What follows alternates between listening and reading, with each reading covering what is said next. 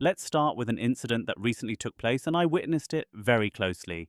It was the couple's 4-year wedding anniversary. They are originally from Sweden, but they currently live in Paris for their business. On the day of their anniversary, the husband was in Paris, while the wife had travelled to Sweden a few days earlier for some necessary documentation.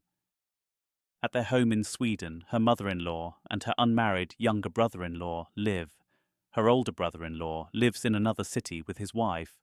When the wife arrived home from Paris, she immediately fell ill, possibly due to the stress of her trip. Despite being sick, she didn't receive any comfort from her mother-in-law. Her mother-in-law, busy with her own pre-planned schedule, didn't offer her even a cup of tea or some soup. She was alone at home, struggling to get out of bed and make herself food, while her mother, who lived 25 miles away in a small town, called and invited her daughter over, offering to take care of her. A month ago, a huge incident occurred. The wife's sister-in-law left her husband and took their 4-year-old son. After much discussion and many apologies, she had returned to the family home. The sister and brother share the same wedding anniversary date with their respective partners. Despite still being in recovery, the wife managed to pull herself together on the anniversary day. Even though her husband was away, she hosted a small party for her brother and sister-in-law, inviting family and friends to help them move past their issues.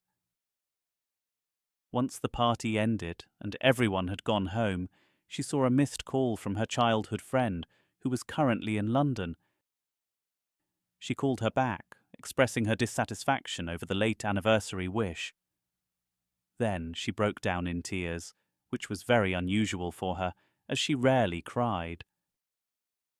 She explained how hurt she was that none of her in-laws, not even her mother-in-law, had wished her a happy anniversary. Even though she had called and invited her mother-in-law to the party, she didn't show up. She said that for years she had done everything for her mother-in-law: cleaning the house, bathing the dogs, maintaining the garden, and buying things for the home and gifts for her. She treated her mother-in-law like her own mother, understanding the struggles of single mothers, since both her own mother and mother-in-law were widows at a young age. Her tone was blunt, but that was how she spoke to everyone, not just her mother-in-law. She explained how, despite all her efforts, she felt like she wasn't seen or appreciated. She felt that no matter how hard she tried, the daughter-in-law was always treated like an outsider in both her mother's and her husband's home. She also felt that it was all about money, that as long as you're providing well, you're loved, but the moment you tighten your grip, you're no longer valued. When she expressed her hurt to her husband, he asked, "What do you want me to do about my mother not calling you?" She didn't have an answer because she didn't want anything from him. She just wanted to be understood and supported, but it seemed like it wasn't easy for him to offer that. She cried for almost an hour, feeling completely abandoned. She planned to go back to her husband's house the day after the anniversary party, but now, emotionally drained, she questioned the expectations placed on her as a daughter-in-law. She felt like, no matter how hard she tried, she would never be able to fill the shoes. Her friend, however, didn't like the idea of her to go back to her in-law's place at the moment. She wanted her to have her time to think through and heal and stay longer with her mother. Wife insisted that she should go back to her husband's house the next day, as she had to look after the house, because her husband's mother and brother are going out of town for some days. Her friend couldn't understand why she would go back, and they argued about it.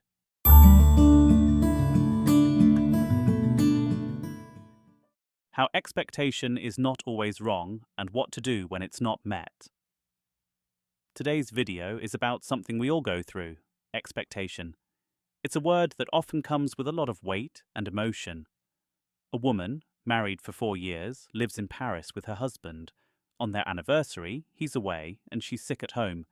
Despite this, she's trying her best to keep everything together, even hosting a party for her brother and sister-in-law, who had gone through a tough time in their marriage. But despite all her efforts, no one, not even her mother-in-law, wished her a happy anniversary.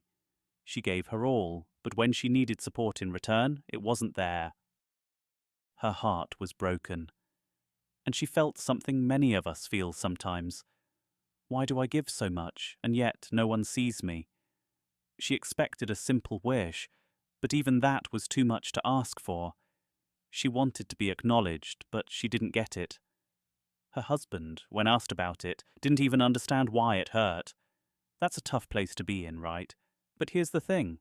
Expecting something isn't wrong. It's human. We all want to feel loved, appreciated, and seen. Expecting some kindness or understanding is natural. What's not okay, though, is when you continue to pour yourself into a place or person who doesn't value you. So let's break down things you can do when your expectations aren't met.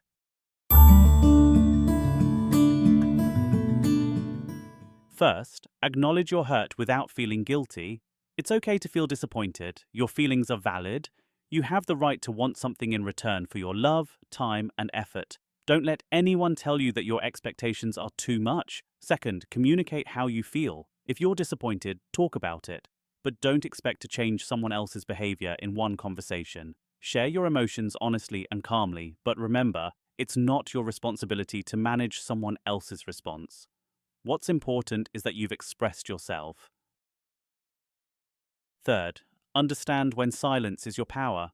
Silence can sometimes speak louder than words. If your efforts aren't being appreciated, sometimes the best thing you can do is walk away without a confrontation. No curses, no anger, just silence. Take your energy and your love elsewhere. Let your absence show them what they've lost. Fourth, reflect on the relationship. Is this a pattern? Are you always the one giving and they always taking? If this is a one-time mistake, maybe it's worth addressing and forgiving. But if it's a pattern, it might be time to step back and evaluate if this is a relationship that's serving you. 5. Move forward with strength. You can decide to stay in a situation or leave it, but know that your happiness is in your hands. Don't rely on others for validation. Your worth isn't determined by someone else's actions. So if it's not being reciprocated, don't force it. Find people and places where you feel valued and loved. Finally, establish boundaries and protect your peace. If someone consistently fails to meet your expectations or shows you a lack of appreciation, don't be afraid to set limits. Boundaries are not just about saying no to others, but also about saying yes to your own peace. Protect your emotional well-being. If a situation or relationship drains you more than it fills you, it's okay to step back and redefine the terms of engagement. Boundaries help you honor your worth and prevent future disappointment. Remember, you are deserving of love, respect, and appreciation. Expectations are not wrong, but it's important to recognize when they're not being met and to take action to protect your peace and well-being.